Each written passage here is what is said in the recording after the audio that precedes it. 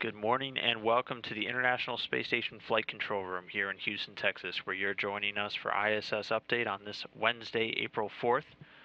Currently, the Orbit 2 team is on console monitoring the systems on board the orbiting laboratory here in Mission Control, Houston. That team today is being led by Flight Director Tony Sacacci. Joining him at the Capcom position, serving as the voice command link between the controllers here on the ground and the crew in space, is Hal Getzelman. And right now, the Expedition 30 crew is hard at work on an array of science experiments and maintenance on board the station. And that crew, if you start in the front row on the left, is commanded by NASA astronaut Dan Burbank, and behind him are Russian cosmonauts Anton Shkaplerov and Anatoly Ivanishin. Further along on the back row, you have European Space Agency astronaut Andrei Kuipers, NASA astronaut Don Pettit. Finally, in the front right, Russian cosmonaut Oleg Kononenko. So as mentioned, the crew hard at work today on quite a few replacement activities for some of the systems on board the International Space Station. Commander Burbank spent a good part of his day earlier working on the station's attitude control system global positioning system. You can see here him as he works alongside European Space Agency astronaut Andrei Kuipers to remove and replace that GPS system. It's part of the hardware that's used in sending navigation data and will be used in the upcoming SpaceX Dragon flight next month as the capsule flies within close proximity of the complex for grappling berthing. Aside from that global positioning, remove and replace work, Commander Burbank was doing some weekly cleaning activities today just to keep the station in tip-top order.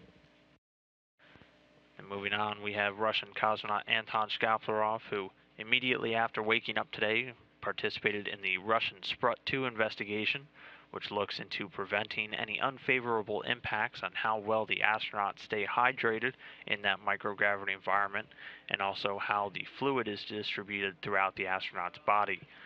Aside from that experiment, he'll be replacing a power supply unit and one of the air conditioners in the Zvezda service module alongside his fellow Russian cosmonaut Anatoly Ivanishin.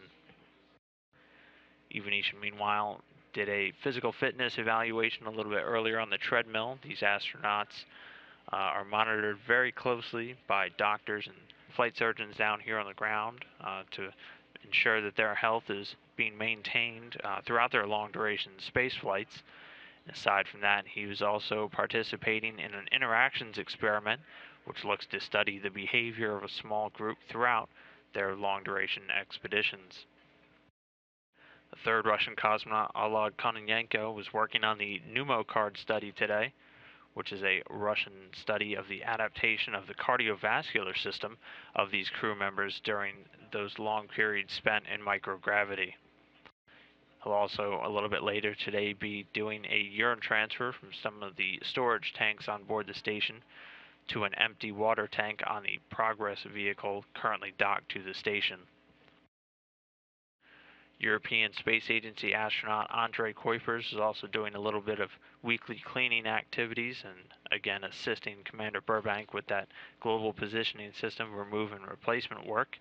He was also working on the NanoRack platforms, doing a few reconfiguration activities on some of the modules and getting some onboard training for the operation of the NanoRacks Microscope 1 and 2. Then our final Expedition 30 crew member, NASA astronaut Don Pettit, was working with the VO2 Max experiment today. This is a system much like ones found here on the ground that looks to study aerobic capacity, and these astronauts participate in this study both before, during, and after their long-duration space flights to see how the microgravity environments, their aerobic capacity, and how well their circulatory system is working.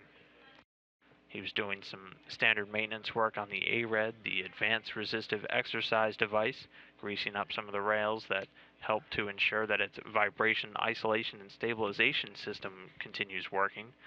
And then finally, he will be working on a very interesting study that is sponsored by the Japanese Aerospace Exploration Agency that looks to study how plants sense gravity as an environmental signal and then use it for governing their morphology and growth orientation.